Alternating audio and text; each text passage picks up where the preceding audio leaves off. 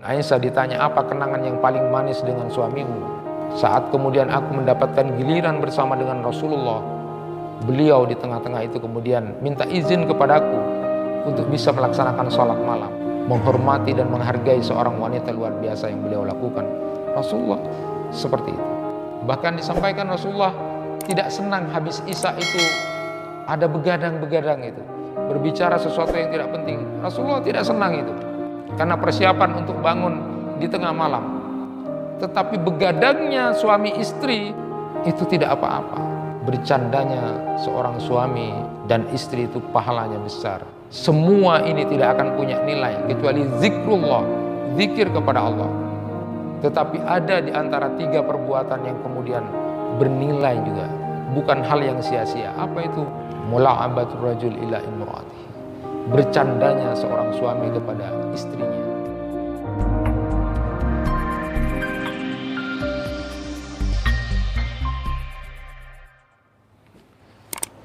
Bismillahirrahmanirrahim. Assalamualaikum warahmatullahi wabarakatuh. Alhamdulillahi rabbil alamin, wa bihi nasta'inu ala umurid dunya waddin.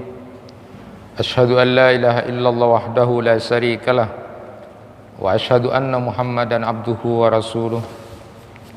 Allahumma salli wa sallim wa barik ala nabiyyina Muhammad wa ala alihi wa ashabihi ajma'in. Amma ba'du. Bapak-bapak, ibu-ibu, jemaah kuliah subuh yang dirahmati Allah, alhamdulillah Allah Subhanahu wa taala masih memberikan kesempatan kepada kita untuk berada di bulan yang mulia ini, di bulan Dzulhijjah, di mana tidak ada hari-hari yang sangat dicintai oleh Allah. Amal-amal soleh hamba-hambanya yang dilakukan, dikerjakan pada saat 10 hari di bulan Dzulhijjah ini begitu sangat dicintai dan utama di hadapan Allah Subhanahu wa taala. Paling tidak kita bersyukur nanti bisa melaksanakan zikir yang banyak, sedekah yang banyak, lalu puncaknya kita besok melaksanakan puasa Arafah di tanggal 9 Dzulhijjah dan bisa melaksanakan kurban. Masyiral muslimin rahimakumullah, saya sedikit menyampaikan apa yang disampaikan oleh Ibnu Qayyim al-Jauzi ketika memberikan penjelasan tentang kenapa puasa Arafah itu pahalanya menghapus dosa dan kesalahan 2 tahun, sedangkan di puasa Asyura itu 1 tahun. Jadi kalau puasa Arafah itu adalah ayyukaffiras sanah allati qablahu was sanah allati ba'dahu. Jadi menghapus dosa 1 tahun sebelumnya dan 1 tahun sesudahnya, berbeda dengan puasa Asyura yang hanya 1 tahun. Jadi ketika ada pertanyaan, limadha Asyura yukaffiru sanah wa yauma Arafah yukaffiru sanatain, kenapa puasa Asyura itu menghapus dosa 1 tahun dan puasa Arafah menghapus dosa dan kesalahan 2 tahun? Beliau Ibnu Qayyim al-Jauzi kemudian memberikan pendapat, al-awwal anna yauma Arafah fi syahri haram wa qablahu syahru haram wa ba'dahu syahru haram bi khilafi Asyura. Jadi alasan pertama, kata beliau, karena puasa Arafah itu berada di bulan haram, di mana juga sebelumnya yaitu bulan Dzulqa'dah itu adalah bulan haram, dan sesudahnya nanti juga bulan haram, yaitu di bulan Muharram. Jadi puasa Arafah itu berada di tengah-tengah 2 bulan yang juga bulan haram. Dzulhijjah, 9 Dzulhijjah, sebelumnya adalah bulan haram yaitu Dzulqa'dah, lalu kemudian sesudahnya itu adalah bulan Muharram yang itu juga merupakan bulan yang haram. Jadi 2 tahun. Itu pendapat beliau. As-sani anna shauma yaumi Arafah min khasa'isi syar'ina bi khilafi Asyura fadawwa'afu bi barakatil Mustafa. Kata beliau yang kedua disebutkan karena puasa di hari Arafah itu merupakan kekhususan syariat Nabi Muhammad SAW. Beda dengan Asyura, yang Asyura itu sudah ada sejak sebelum Nabi Muhammad SAW. Itu diantara pendapat dari Ibnu Qayyim Al-Jauzi ketika beliau menjelaskan tentang kenapa 2 tahun dan kenapa 1 tahun. Kalau 2 tahun itu puasa Asyura, puasa Arafah ini besok, lalu kemudian 1 tahun adalah puasa Asyura.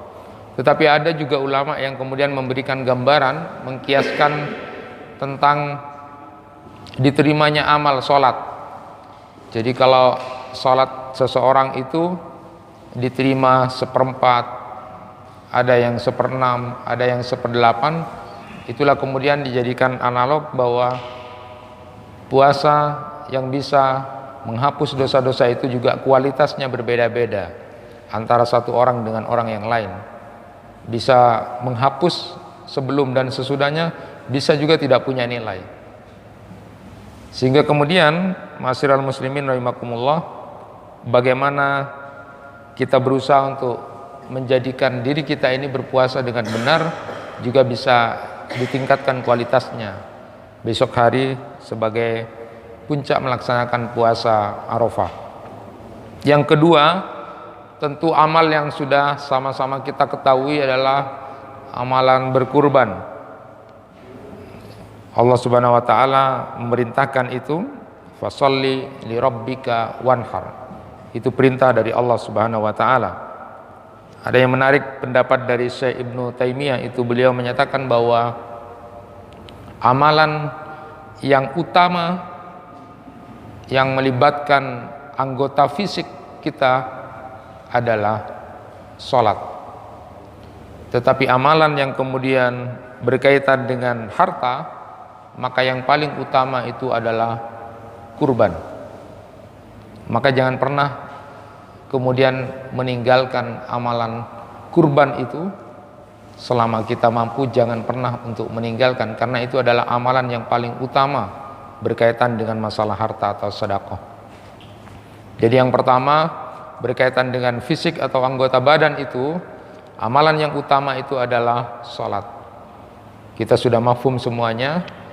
Cuma ini yang penting, yang selalu saya sampaikan, bahwa kata beliau, berdirinya seorang hamba itu cuma 2 kali saja di hadapan Allah. Di hadapan Allah kita cuma berdiri 2 kali saja. Berdirinya pada saat kita melaksanakan sholat, dan yang kedua adalah berdirinya seorang hamba pada saat dia nanti akan dihisab di padang mahsyar. Maka kalau berdirinya seorang hamba ini benar selama di dunia, maka nanti berdirinya yang kedua di saat di peradilan Allah, pengadilan hisab itu, maka juga akan benar dan bagus.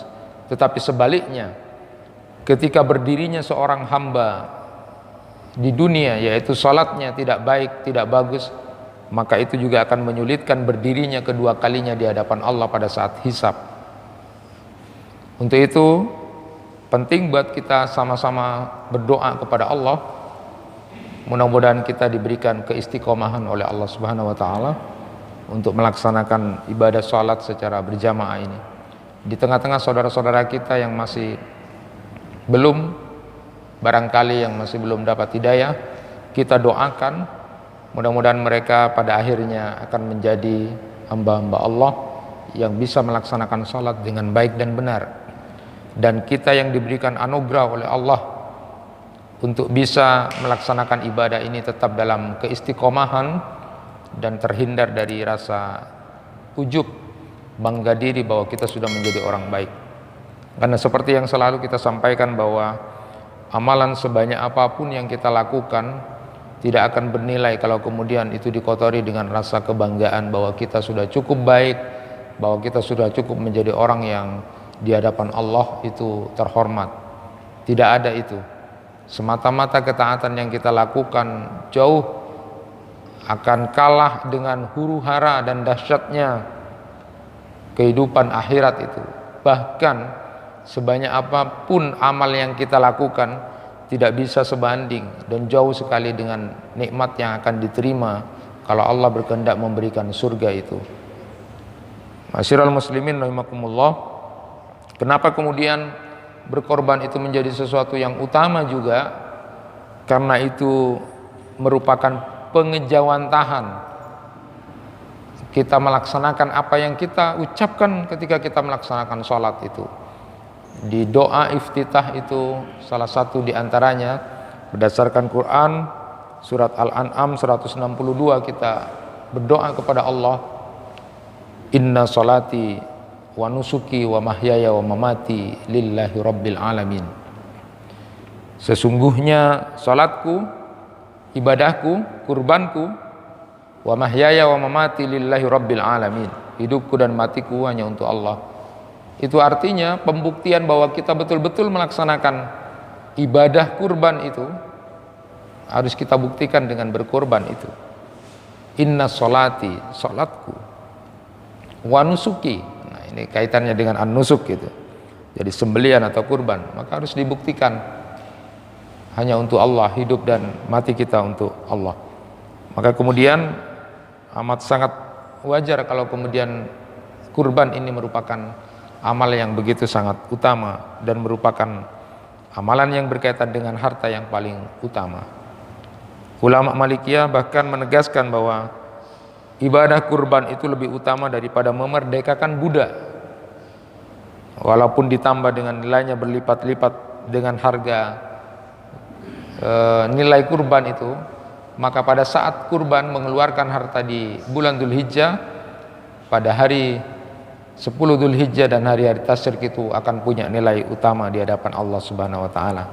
Maka jangan pernah kemudian kita meninggalkan itu. Walaupun kita juga harus ingat bahwa kurban yang kita berikan, yang kita lakukan itu sebagaimana difirmankan Allah Subhanahu wa taala di dalam Quran surat Al-Hajj ayat 37, la yanalallaha luhumuha wala dima'uha walaki yanaluhut taqwa minkum. Jadi Allah tidak menerima daging-daging darah-darah itu, tetapi Allah menerima, lagi-lagi fokusnya di situ adalah Allah hanya menerima ketakwaan kalian. Jadi ketakwaan itu artinya adalah keikhlasan ketaatan kita kepada Allah Subhanahu wa taala. Syekh Abdurrahman As-Sa'di itu menyatakan Allah tidak butuh daging-daging darah-darah itu, tetapi ketakwaan, ya, keikhlasan dalam ketaatan. Seperti orang-orang musyrik yang biasanya itu mempraktekkan membagikan daging dan darah untuk orang-orang yang kemudian sebagai bukti bahwa ingin menyenangkan Tuhan-Tuhan mereka. Nah, jadi onta yang besar kemudian dagingnya dibagi kemana-mana, lalu darahnya ditempel-tempelkan di dinding Ka'bah, itu yang menurut mereka adalah untuk kurban sesembahan-sesembahan mereka. Bahkan ada juga yang kemudian daging-daging kurban itu dibakar lalu kemudian aromanya sampai ke langit. Nah, mereka beranggapan bahwa Tuhan mereka senang dengan aroma itu, seperti yang dilakukan oleh orang-orang Yunani kuno itu. Ada pemotongan kepala kerbau juga, pemancaran darahnya di atas jembatan yang baru atau gedung-gedung yang baru, dan itu merupakan kesyirikan yang baru. juga semisal seperti itu kalau dilakukan. Jadi Allah tidak menerima itu. Apalagi kelakuan-kelakuan syirik yang dilakukan seperti itu. Allah hanya akan menerima keikhlasan, ketaatan yang dilakukan hambanya itu. Nah, ma'asyiral muslimin rahimakumullah, penting untuk sama-sama kita yakini bahwa apapun yang kita lakukan, kalau itu dilaksanakan karena Allah, maka pasti akan diganti yang lebih baik oleh Allah.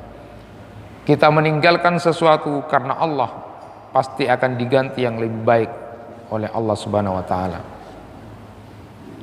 Allah Subhanahu wa taala memberikan contoh-contoh model seperti ini. Pertama, pengorbanan dan kesabaran kaum muhajirin. Jadi meninggalkan kota Makkah, lalu kemudian mereka ikut berhijrah ke Madinah, meninggalkan kampung halaman mereka, lalu kemudian harta mereka, mata pencaharian mereka, dan kemudian meninggalkan sanak keluarganya. Apa yang dibalas oleh Allah, diganti oleh Allah Subhanahu wa taala. Orang-orang yang mau berkorban ini diganti oleh Allah berupa kenikmatan dunia, kelapangan hidup, lalu kemudian mendapatkan sambutan persaudaraan yang hangat dari saudara-saudara mereka, kaum Ansar. Dan mereka juga akan mendapatkan surga di akhirat kelak. Jadi pasti Allah akan ganti. Kalau kita mau berkorban, pasti akan Allah ganti. Yang kedua, misalnya contohnya pengorbanan kesabaran Nabi Ibrahim alaihissalam dalam mengembangkan dakwah beliau, menghindarkan diri dari kaumnya, ayahnya, dan kekuasaan yang menyembah patung, diganti oleh Allah dengan anak-anak yang soleh, Ismail, Ishak, Yakub, dan kemudian diangkat menjadi nabi dan rasulnya. Jadi kalau orang sabar, mau berkorban, apapun ketaatan kepada Allah, pasti Allah akan ganti. Bisa jadi yang diganti dengan apa? Dengan anak-anak kita yang soleh. Dan itu tidak mudah, tidak gampang. Allah akan memberikan hadiah ganti ketika kita mau berkorban, ketika kita mau kemudian taat kepada Allah, dengan ganti seperti anak-anak yang soleh itu. Nabi Yusuf alaihissalam, pengorbanan beliau dan kesabaran beliau untuk memilih penjara demi mempertahankan dirinya dari tuduhan melakukan maksiat, lalu kemudian ada ikatan dengan kekuasaan, akhirnya oleh Allah Subhanahu wa taala diganti juga dengan menjadikan Nabi Yusuf akhirnya menjadi orang terhormat karena kesabaran itu, dapat kemudian menikmati kesenangan hidup yang dihalalkan oleh Allah Subhanahu wa taala. Pemuda Ashabul Kahfi juga begitu. Kesabaran pengorbanan Maryam, anak perempuan Imran, itu dibalas oleh Allah dengan mendapatkan bukti kekuasaannya. Allah memberikan kepadanya lahirnya Nabi Isa alaihissalam. Intinya adalah siapa orang yang mau berkorban dalam keadaan ketaatan, dalam kesabaran itu, pasti Allah akan mengganti itu dengan sesuatu yang lebih baik, baik itu di dunia, terlebih nanti pada saat kita sudah di akhirat. Ma'asyiral muslimin rahimakumullah, pada kesempatan kali ini sederhana saja kita akan menyampaikan tentang wajibnya kita berlaku baik dalam segala hal. Ini kaitannya dengan masalah syariat pengorbanan.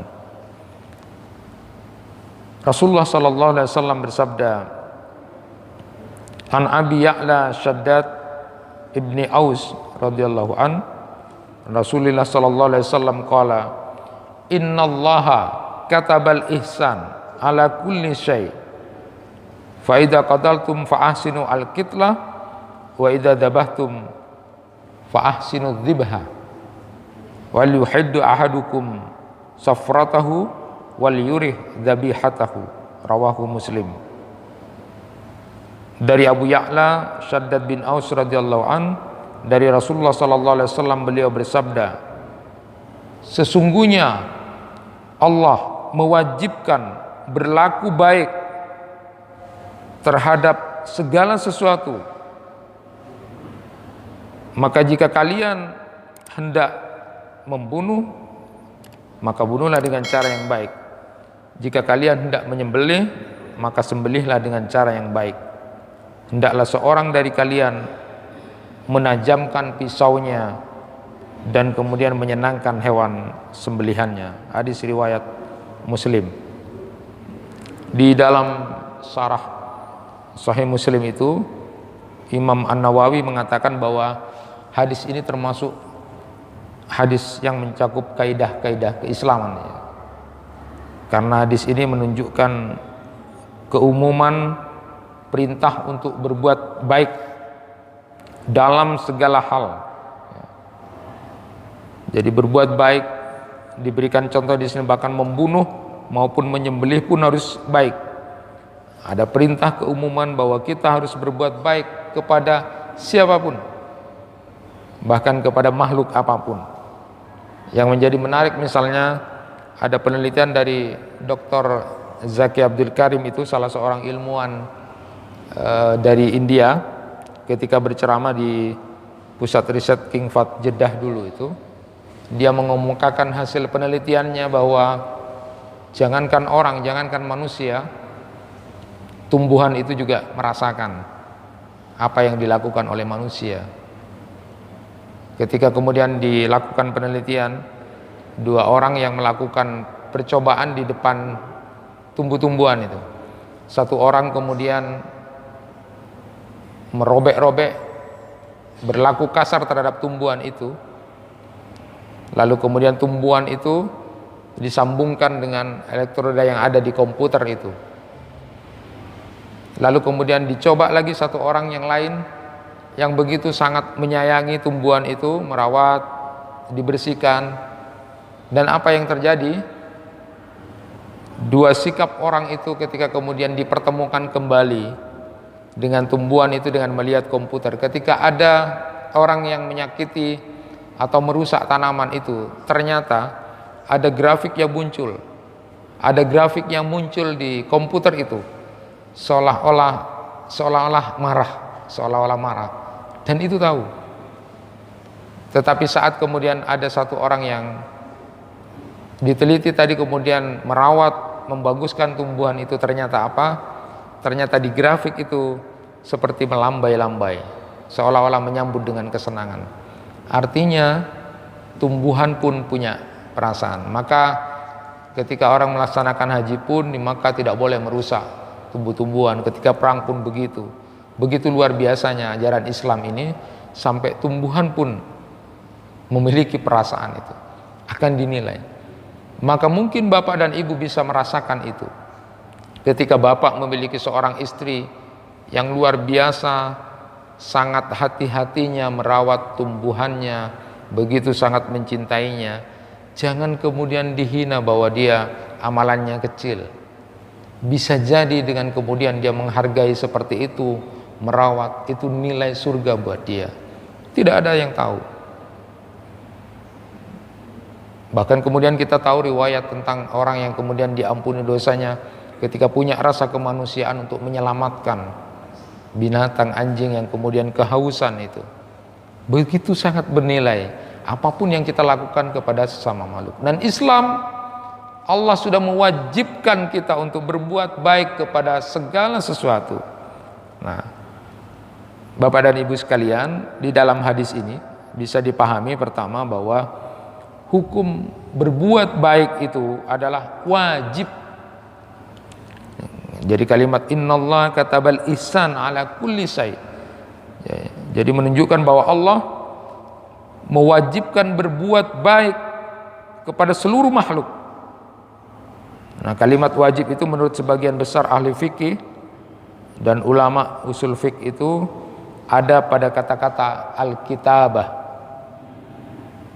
Contohnya di dalam Al-Quran, innas salata kanat alal mu'minina kitabam mauquta.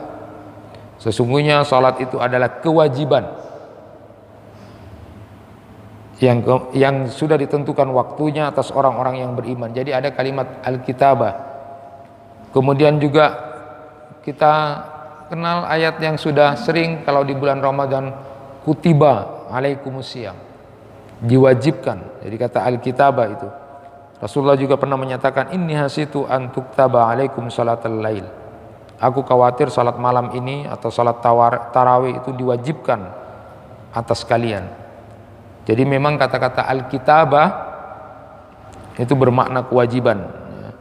Berarti berbuat baik itu adalah wajib. Apalagi kemudian Allah sendiri kemudian di dalam Al-Quran secara khusus menyuruh, memerintahkan kita untuk menjadi orang yang baik itu. Di dalam Quran surat An-Nahl 90 misalnya, innallaha ya'muru bil adli wal ihsan. Kita disuruh berbuat adil dan berbuat baik. Di dalam ayat yang lain Quran surat Al-Baqarah 195 Allah berfirman, wa ahsinu innallaha yuhibbul muhsinin. Berbuat baiklah, sesungguhnya Allah sangat mencintai orang yang berbuat baik.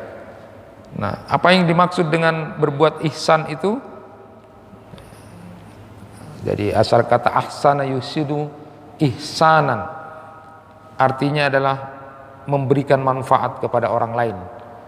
Jadi lakukan sesuatu yang baik yang memberikan manfaat kepada orang lain. Jadi perintah berbuat baik ini menjadi sesuatu yang wajib bagi manusia.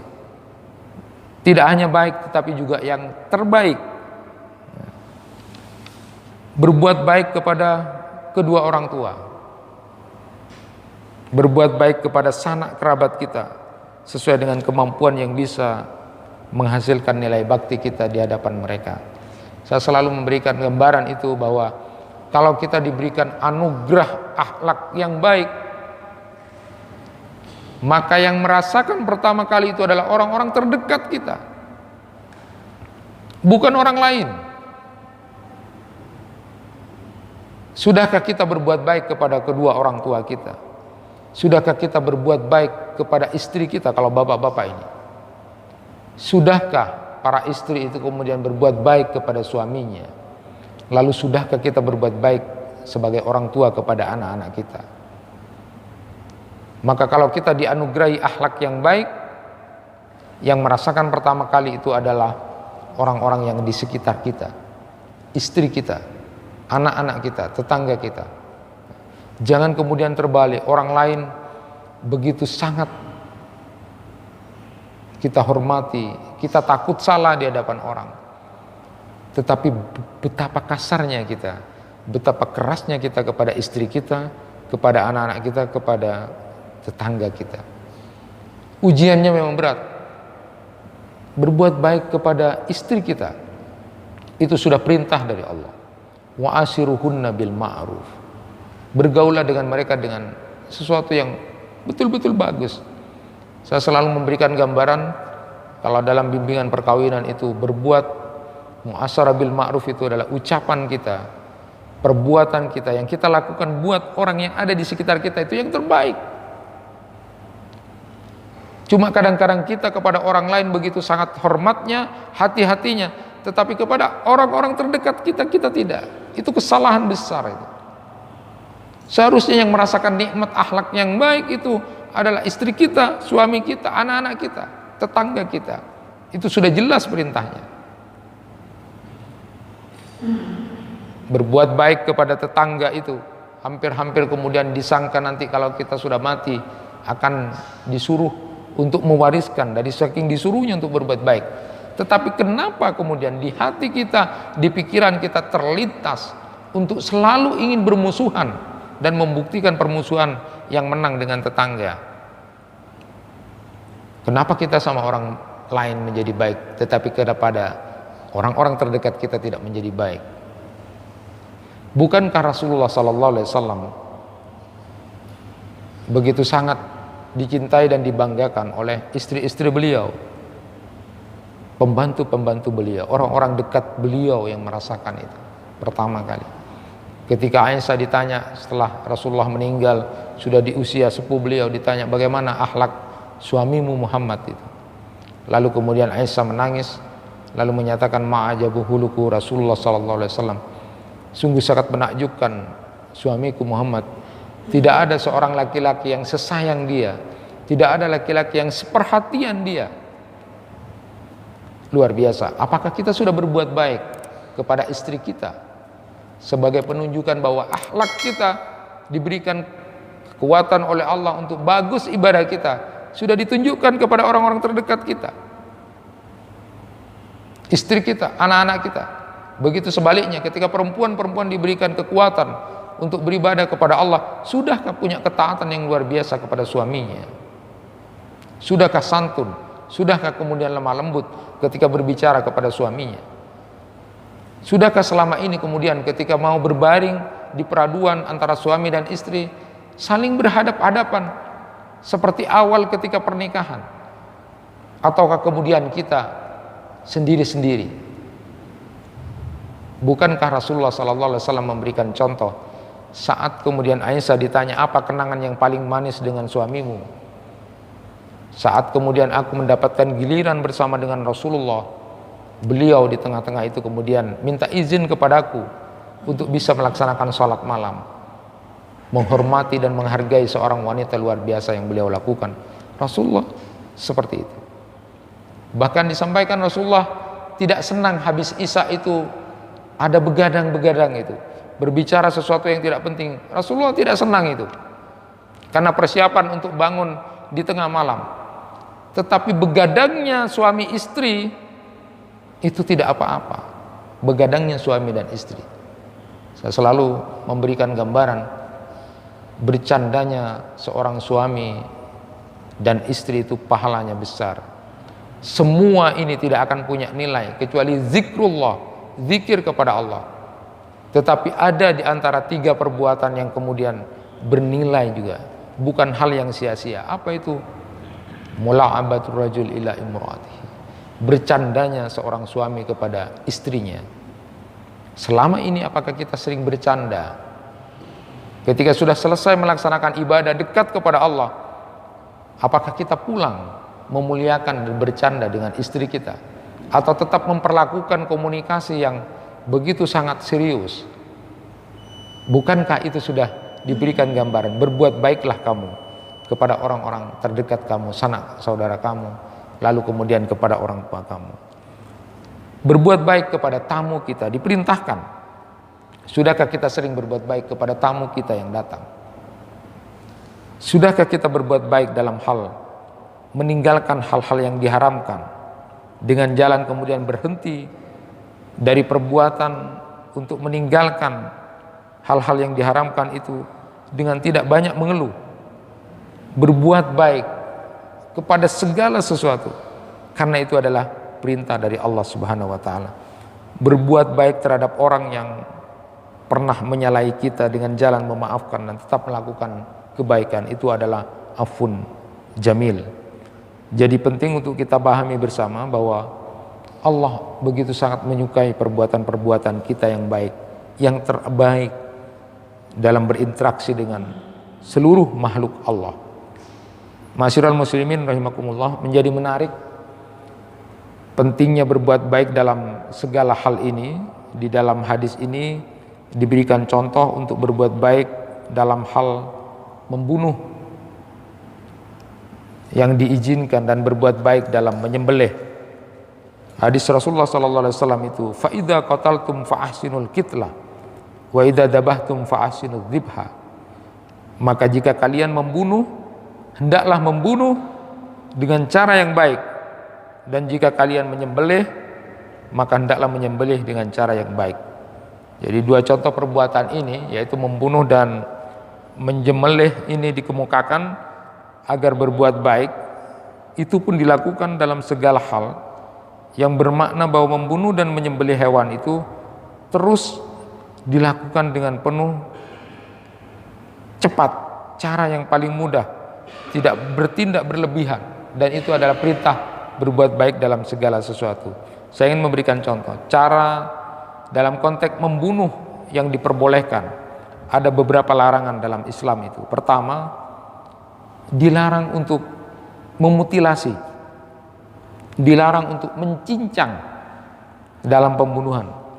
Rasulullah sallallahu alaihi wasallam apabila mengutus pasukan untuk berjihad, beliau kemudian bersabda, "Ugzu bismillah fi sabilillah. Qatilu man kafara billah. Ugzu wala taghullu wala ta'dziru wala tamsulu wala taqtulu walida." Berperanglah, kata Rasulullah, dengan menyebut nama Allah di jalan Allah. Perangilah orang-orang yang kafir kepada Allah. Berperanglah kalian dan jangan berlebih-lebihan. Jangan berkhianat. Jangan mencincang-cincang musuh. Jangan membunuh anak-anak. Hadis riwayat Muslim. Jadi Rasulullah sallallahu alaihi wasallam itu nahan Nabi sallallahu alaihi wasallam anin nubba wal musalah. Jadi Nabi melarang perampasan dan mencincang-cincang musuh. Jadi tidak boleh membunuh kemudian dengan cara mencincang-cincang, memutilasi itu. Seperti apa yang dilakukan oleh kaum kafir Quraisy pada waktu itu, kaum musyrikin ketika perang, paman Nabi kemudian disobek-sobek, dicincang. Itu tidak perlu. Islam tidak mengizinkan membunuh dengan jalan mencincang. Lalu yang kedua, Islam melarang membunuh dengan cara membakar. Jadi kasus pembakaran yang pernah kita saksikan, ada orang kok sampai dibunuh, dibakar itu sudah keterlaluan. Di dalam hadis Sahih Bukhari itu disebutkan bahwa Rasulullah sallallahu alaihi wasallam pernah kemudian mengirim kami dalam salah satu datasemen. Abu Hurairah bercerita Rasulullah pernah mengirim kami dalam salah satu datasemen untuk kemudian berperang. Ya. Beliau berpesan kepada kami, jika kalian menemukan si fulan dan si fulan, keduanya orang Quraisy, maka kemudian kata beliau, bunuhlah dia, bunuhlah dia. Ya. Berangkatlah lalu bunuhlah dia kalau ketemu dia. Sesungguhnya kalau ketemu dua orang ini bakar saja, kata Rasulullah. Dan sesungguhnya tidak boleh kemudian menyiksa seseorang dengan jalan membakar itu. Tidak boleh menyiksa dengan api kecuali Allah. Oleh karena itu, jika kalian bertemu dengan kedua orang tersebut, bunuhlah keduanya. Awalnya Rasulullah menyuruh untuk membakar, tapi kemudian Rasulullah menyatakan tidak boleh dengan menyiksa dengan jalan membakar, ya. Tapi bunuhlah dia. Dari Ibnu Abbas bahwa Nabi sallallahu alaihi wasallam bersabda, "La tu'adzibu bi'adabillah." Jangan kalian menyiksa dengan siksaan Allah. Jadi membakar itu adalah siksaan dari Allah. Sebagian besar ulama kemudian memandang makruh untuk membakar, ya, dengan jalan membunuh dengan jalan membakar itu, termasuk binatang sekalipun. Jadi itu makruh hukumnya. Nah, yang berikutnya adalah konteks berbuat baik ketika menyembelih. Rasulullah sallallahu alaihi wasallam bersabda, "Wa idza dabahtum fa ahsinu dzibha wal yuhidda ahadukum safratahu wal yurih dzabihatahu." Jika kalian itu menyembelih, hendaklah menyembelih dengan cara yang baik.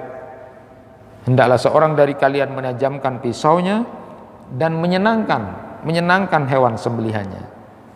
Dari sini kemudian bisa diambil kesimpulan bahwa penyembelihan ada hal-hal yang harus diperhatikan. Pertama adalah alat yang dipakai harus tajam, yang dapat mengalirkan darah. Ini bagian dari berbuat baik. Kepada binatang pun yang mau disembelih, berbuat baik. Tajamkan.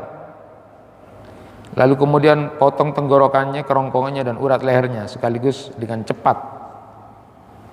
Lalu kemudian membaca basmalah. Wala ta'kulu mimma lam yuzkar ismullahi alaih.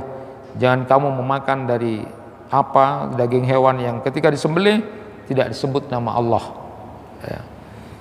Diriwayatkan dari Aisyah bahwa suatu kaum yang baru saja masuk Islam, mereka membawa daging, memberi hadiah kepada Aisyah. Lalu Aisyah bertanya kepada Nabi sallallahu alaihi wasallam, "Ya Rasulullah, inna qauman ya'tuna nabil lahmi la nadri adakah rusmallah alaihi amla." Faqala Rasulullah sallallahu alaihi wasallam, "Sammullah alaihi wa kuluhu." Wahai Rasulullah, sesungguhnya ada satu kaum yang datang kepada kami dengan membawa daging yang kami tidak mengetahui apakah disebutkan nama Allah pada saat penyembelihan itu. Maka Rasulullah sallallahu alaihi wasallam bersabda kepada mereka, sebutlah oleh kalian nama Allah, baca bismillah, lalu makanlah. Jadi kalau kita tidak tahu tentang apakah ini disembelih dengan baca bismillah atau tidak, makan di restoran atau di tempat lain, maka kemudian makanlah dengan bismillah lalu makanlah. Berikutnya adalah tidak mengasap pisau di hadapan binatang ternak itu, sembelihan itu. Diriwayatkan dari Ibnu Abbas bahwa Nabi sallallahu alaihi wasallam melewati seorang yang meletakkan kakinya di atas perut seekor kambing sambil kemudian mengasah pisau, sedangkan kambing itu melihatnya. Maka Nabi sallallahu alaihi wasallam bersabda, "Mengapa engkau tidak melakukannya sebelum ini? Atau apakah engkau hendak membuatnya mati dengan dua kematian?" Luar biasa. Rasulullah mengajarkan berbuat baik, tidak boleh mengasah pisau di depan binatang yang mau disembelih. Berapa banyak dan betapa banyaknya orang-orang yang tidak paham tentang ini, kadang-kadang mengasah pisaunya di depan binatang yang mau disembelih. Tidak berbuat baik, sederhana, sekecil itu. Tetapi Rasulullah SAW menyuruh kita berbuat baik dalam segala hal, termasuk kepada binatang yang mau disembelih. Karena kita tidak menganggap binatang itu punya perasaan, karena kita tidak menganggap bahwa tumbuhan itu punya perasaan, lalu kita semena-mena. Padahal kata Rasulullah SAW bahwa Allah sudah mewajibkan kita berbuat baik dalam segala hal. Kemudian berikutnya, tidak boleh memotong sesuatu dari hewan sembelihannya hingga dia menyembelih benar-benar selesai dan tidak berlebihan dalam memotongnya. Saya ingin memberikan gambaran yang cukup luar biasa ketika syariat Islam itu dituduh kejam pada saat penyembelihan itu. Ternyata ada dua orang ilmuwan yang kemudian tertarik untuk melakukan penelitian tentang cara model penyembelihan. Jadi kalau penyembelihan orang-orang Islam itu pakai syariat Islam itu seperti itu langsung gitu ya, tanpa harus dimatikan atau dipingsankan. Tapi kalau orang-orang Barat kemudian, orang-orang yang merasa sok pintar itu, Islam itu kejam, masa membunuhnya model seperti itu katanya. Sebenarnya yang bagus itu langsung dimatikan dulu, dipingsankan dulu, baru kemudian dibeleh supaya tidak kesakitan. Tentu kemudian ada dua orang staf ahli peternakan yang luar biasa itu, yaitu Profesor Scott dan Dr. Hazim, itu mengadakan penelitian mana yang lebih bagus model syariat penyembelihannya, seperti yang digambarkan oleh orang-orang Barat ini, orang-orang yang seperti ini dengan jalan dipingsankan lalu kemudian baru dibeleh, ataukah modelnya syariat Islam yang kemudian disembelih secara langsung itu. Lalu kemudian dua orang ilmuwan ini melakukan penelitian, dimasukkan chip di kepalanya sapi ya, untuk diteliti apakah kemudian lebih bagus syariat Islam atau kemudian model anggapan mereka. Jadi chip itu ada dua, chipnya yang EEG itu untuk melihat, mendeteksi apakah binatang itu mengalami rasa sakit. Yang satunya kemudian dengan diberikan chip yang namanya ECG itu untuk melihat bagaimana detak jantungnya pada saat disembelih itu. Ternyata Bapak dan Ibu sekalian, pertama pada 3 detik pertama melihat binatang yang disembelih ini tercatat bahwa EEG-nya atau rasa sakitnya yang dirasakan oleh binatang yang kemudian disembelih itu ternyata tidak ada ekspresi sakit apapun. Jadi yang kemudian kelonjatan itu hanya kedutan dari saraf dan otot yang kemudian disembelih saat itu. Jadi sama sekali di monitor itu tidak kelihatan ada yang namanya rasa sakit yang luar biasa. Bahkan terus beberapa detik kemudian itu mengalami seperti deep sleep, seperti tidur yang nyaman gitu berikutnya. Di monitor itu kelihatan, tidak ada EEG-nya itu menunjukkan rasa sakit, tidak ada sama sekali. Tetapi justru menunjukkan seperti orang yang tidur nyenyak. Adapun kedutan pertama itu adalah kedutan saraf dan otot saja. Pada saat disembelih itu cuma kedutan otot dan saraf saja. Tetapi kemudian dimonitor ketika kemudian sapi itu disembelih dengan dipukul terlebih dahulu, dipingsankan, lalu kemudian disembelih, apa yang terjadi? Ternyata justru di monitor itu EEG-nya itu begitu sangat naik. Jadi mengalami rasa sakit yang luar biasa sapi itu. Ketika dipingsankan dulu, lalu kemudian disembelih, mengalami rasa sakit yang luar biasa. Begitu juga dengan ECG-nya, dilihat aktivitas jantungnya. Pada saat syariat Islam itu dilakukan dengan langsung, ternyata kerja jantung itu luar biasa untuk memompa semua darah keluar. Tetapi kalau di EEG-nya, ya, di ECG-nya yang pakai pemingsanan itu, jantung itu melemah sehingga tidak bisa memompa keluarnya darah. Dan apa yang terjadi? Kalau semua darah kemudian dipompa dengan baik, maka akan dihasilkan hewan sembelihan yang cukup sehat dan menyegarkan. Tetapi di saat kemudian banyak darah yang tidak keluar, maka itu akan menghasilkan sembelihan yang tidak bagus dan tidak baik.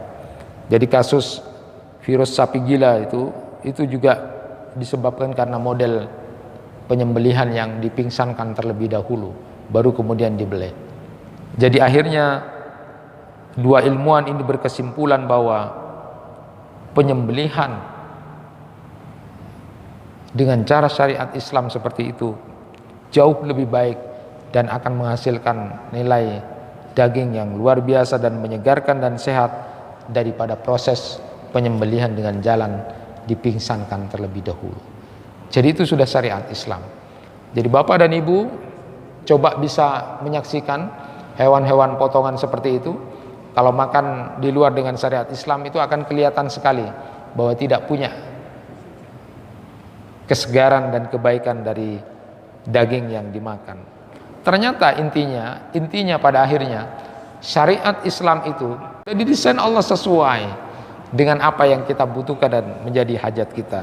Terakhir, saya ingin menyampaikan berkaitan dengan masalah syariat ini bahwa Dr. Carl Gavin itu salah seorang peneliti di Universitas Michigan di bidang kedokteran itu, beliau menyatakan begini, otak manusia itu, otak kita ini sudah diprogram, didesain oleh Allah sesuatu yang baik. Jadi jujur, berkata yang benar, tidak berbuat jelek, tidak menyakiti, itu sudah desain otak kita. Ketika para pakar ini melakukan uji coba, beberapa orang disuruh orang tertentu untuk berbuat salah, berbuat tidak jujur, berkata bohong. Apa yang terjadi? Saat itu dilakukan, maka ternyata kerja otak itu begitu sangat berat. Sangat berat. Ada aliran darah yang luar biasa dipompa kepada otak kita. Sebaliknya, ketika orang berbuat baik, berbuat apa adanya, sesuai dengan garis, tidak menyimpang, maka tidak ada aktivitas yang berat di otak kita. Itu penelitian dari Dr. Carl Gavin. Akhirnya beliau berkesimpulan, kalau orang itu kemudian jalannya lurus sesuai dengan syariat yang sudah ditegaskan dalam konsep kita sami'na wa ata'na, tidak usah tanya, pokoknya ini perintah dilakukan, ada kurban dilakukan, tidak usah debat-debat segala macam. Ada ketaatan, dengar kami taat, lurus jalannya, maka otaknya akan sehat. Sebaliknya, semakin banyak melakukan kesalahan-kesalahan, penyimpangan-penyimpangan, kedustaan-kedustaan, ketika saat itu otak kemudian bekerja dengan keras, sehingga justru akan merusak banyak sel-sel dalam otak. Hati-hati. Artinya kalau kita berlaku lurus sekali lagi, tidak banyak melakukan penyimpangan, begitu juga dengan otak kita. Karena Allah sudah mendesain otak kita sesuai dengan kefitrahan kita. Fa'akim wajhaka lid-dini hanifa fitratallahi allati fataran nasa 'alaiha. Jadi luruskan saja. Kalau hidup ini lurus, maka otak kita dan anggota tubuh kita juga akan mengalami hal yang sehat dan tidak ada kerja berat di otak kita. Tetapi sebaliknya, semakin banyak kita melakukan penyimpangan-penyimpangan, kesalahan-kesalahan, dusta-dusta yang kita lakukan, maka itu akan memberatkan otak kita, dan pada titik tertentu sel-sel otak ini akan menjadi lemah dan menjadi hancur karena perbuatan kita sendiri. Itulah fitrah Allah. Mengakhiri kajian kita kali ini, saya ingin sampaikan kepada Bapak dan Ibu sekalian apa yang kemudian disampaikan oleh Ibnul Jauzi itu. Saya mengulang yang kemarin itu, kunu kama amarakumullah yakul lakum kama wa'adakum ajibullah idza da'akum ujibtum idza da'utumuhu.